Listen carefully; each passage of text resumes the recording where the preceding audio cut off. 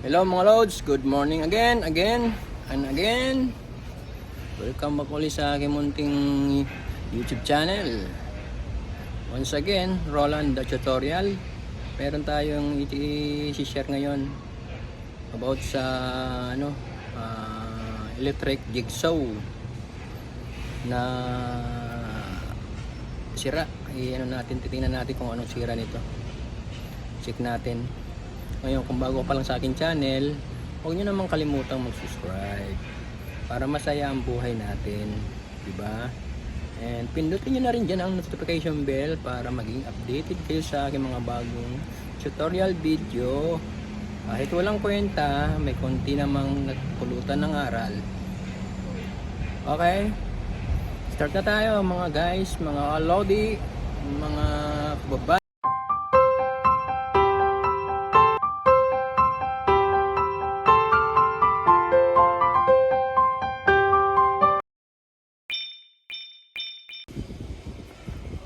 Ito na nga mga lods ang ating i-check ECA brand jigsaw. Ang bago pa to. Itong isa parang luma. Tingnan natin kung anong problema nito.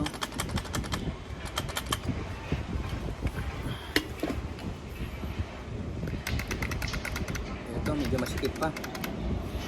So ito may maluwag-luwag ng konti, oh. Kumaalog-alog na. Testing nga natin, saksak. Ganyan, iwan natin dito.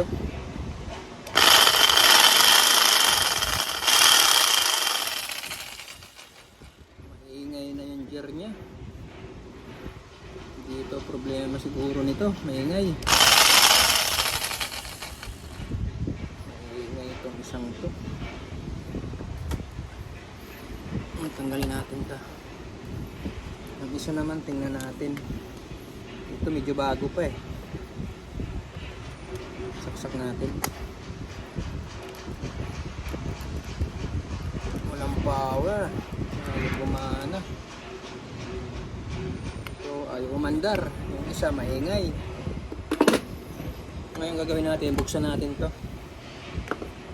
open natin to kung anong problema. Okay, open muna natin.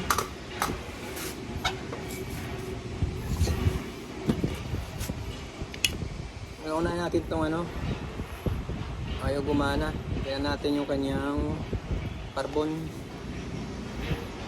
Baka sa carbon lang. Check natin. Isa lang natin dito.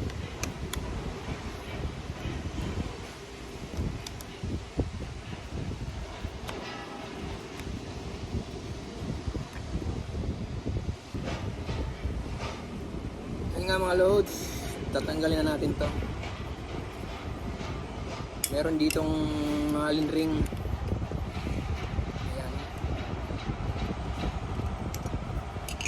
Pinaka-guide niya, and then meron dyan mga bolt. Tinanggal ko na. Pag baklas nito, ingatan nyo kasi meron itong dito eh, may pinaka siya, o-ring. May o-ring to siya dito para hindi tumaga siguro yung tsura niya. Ito yung o-ring niya. Bahang grasa. Ayan yung tsura nito. Tatanggalin natin to para matanggal natin tong pinaka gearbox niya.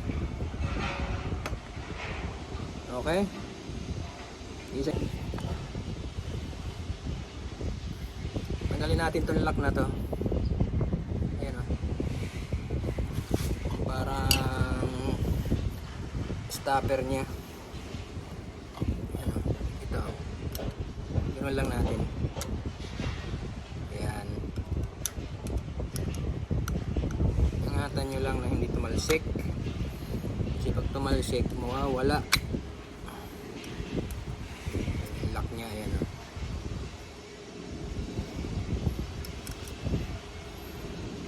So pwede na natin tanggalin to.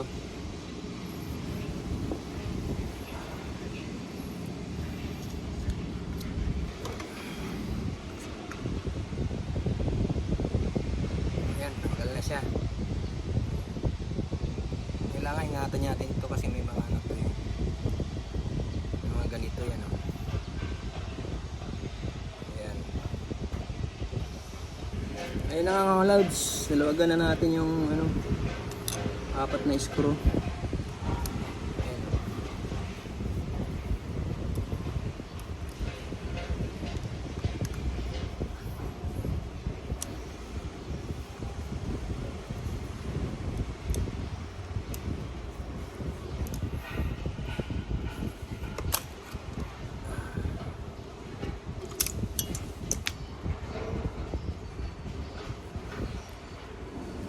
Ayun, tanggal natin siya.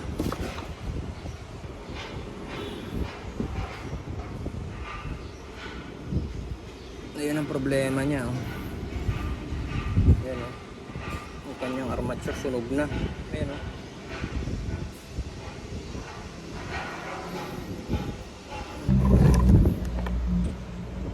Ayun nga guys, tatanggalin natin tong ano, itong set ng armature ito. Kailangan lang natin ng ano, pamukpok. Kalang lang natin dyan yan. Dahan-dahan na yun.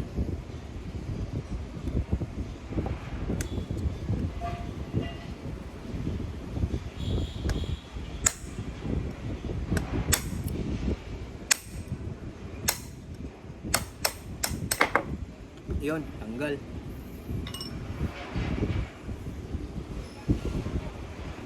Ingatan lang natin to kasi ito kailangan natin yung gear. Ito wala na to, palitan na natin ito kasi nga nasunog na siya.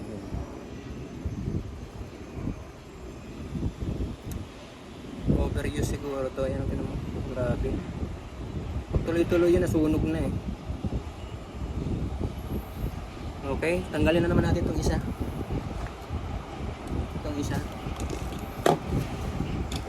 Kailangan natin dito yung kanyang ganito kasi okay pa naman yung kanyang ganito dito.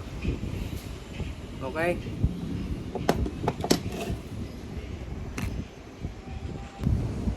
okay mga lods, natanggal ko na yung isa. Ito yung okay pa pero malalim na siya, pero hindi pa susunog. Isa dito sa bago na to, tinan mo oh. Ito nya, ginamit nyo yan para kayo nagsisiga dyan. Eto medyo okay pa, kaya lang maniki malalim na isang ano niya eh. Pero pwede pa itong pagtsagaan. Ngayon kakabit natin to dito at ikinabit nga. Kailangan natin ng ano nito kasi may bushing yan eh, no? Kabit nito, gamit tayo ng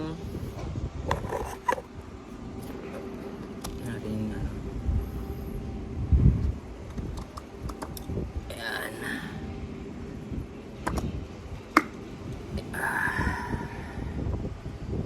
Huwag yung tatanggalin to nasa loob ha.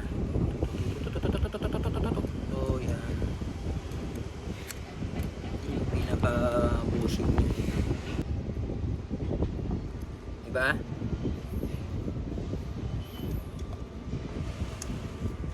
Okay na, sagat na. Wala na siyang maipasok. Ito na guys, so nakabit na natin. Wala na siyang ingay.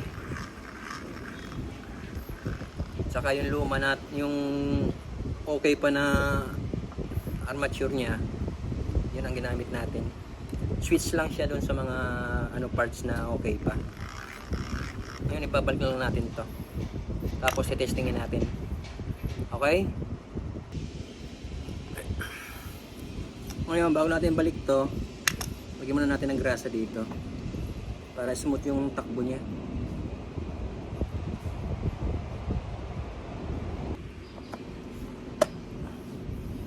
Balik na natin yung mga cover niya.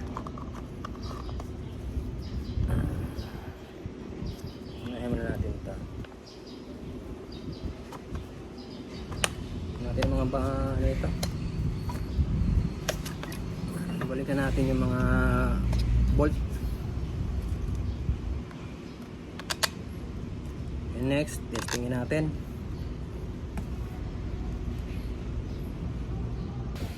So, ito na nga mga lods. Assemble na natin yung mga parts na pwede pang gamitin. Lipat natin. Ngayon, testingin natin. Lagyan muna natin yung kanyang talim.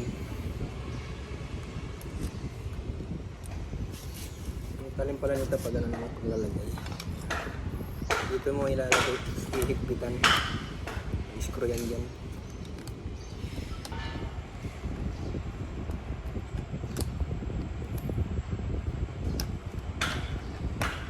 Ayan. Higpit na siya. Okay. Testing na to, testing. Saksak na natin.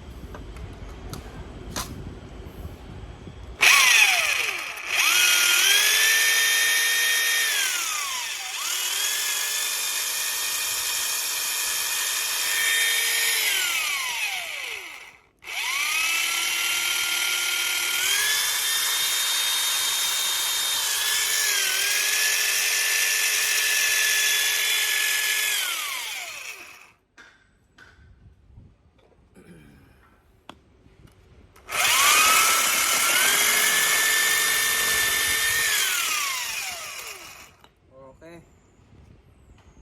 Assemble na natin yung isa. Ang problema na lang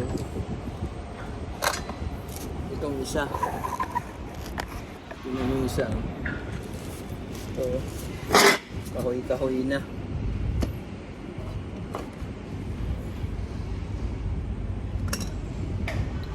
Ayan o. Dami pa nito yun.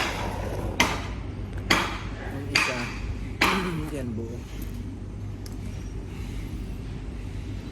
Pwede may nakita tayong ganito uli, pwede pa natin buuhin to. Yung armature niya lang ang problema so ganun lang pagagawa. Repair natin ang ating mga jigsaw. Thank you sa panonood.